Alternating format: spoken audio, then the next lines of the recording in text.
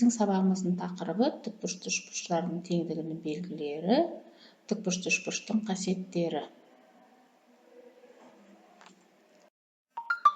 Сабағымыздың мақсаты тікбұрышты үшбұрыштар теңдігінің белгілерін білу.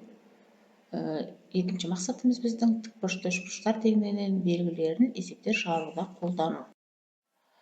Енді мынандай миға шабуыл жасайық.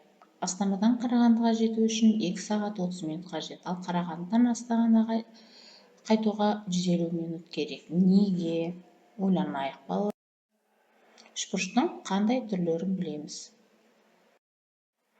Біздің білетініміз, балалар, біз мынандай үшбұрыштарды білеміз, яғни бұрыштары бойынша және қабырғалары бойынша тең қабырғалы, тең бүйірлі, әртүрлі қабырғалы бұрыштар бойынша тік бұрышты, сүйір бұрышты, доғал бұрышты үшбұрыштарды білеміз.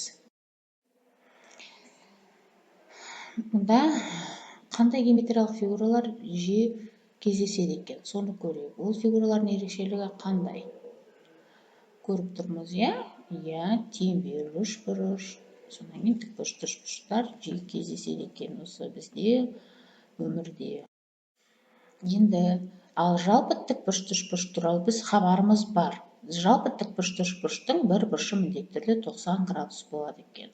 Бізде мына жерде АСымыз гипотенуза, АБ, БС катет болып тұр. Сонда біздің үшбұрыш АБЦымыз тікбұрышты. Енді тікбұрышты үшбұрыштың екі катеті мен екінші бұрышты үшбұрыштың екі катетіне тең болса, ондай бұл үшбұрыштар тең болады. Екінші белгімізде тікбұрышты үшбұрыштың катеті мен оған іргелес сүйір бұрышы екінші тікбұрышты үшбұрыштың сәйкес катеті мен оған іргелес жатқан бұрышына тең болса, онда бұл үшбұрыштар тең болады. Үшінші белгімізде егер тікбұрышты үшбұрыштың гипотенузасы мен сүйір бұрышы екінші тікбұрышты үшбұрыштың гипотенузасы мен сүйір бұрышына тең болса, онда бұл үшбұрыштар тең болады екен. Төртінші белгіміз, егер тікбұрышты үшбұрыштың катеті мен гипотенузасы екінші тікбұрышты үшбұрыштың сәйкес катеті мен гипотенузасына тең болса, онда бұл үшбұрыштар тең болады. Енді мынандай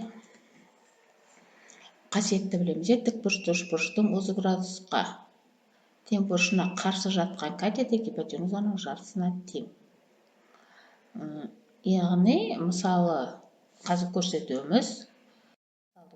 Мысалы, АБ қабырғасының ұзындығы неге тең? БЦымыз 4-ке тең болса, 30 градусқа қарсы жатқан қабырғамыз 4-ке тең, ендеше АБымыз бұдан 2 есе үлкен болады. Яғни 8-ге тең. Енді осыны талдайық.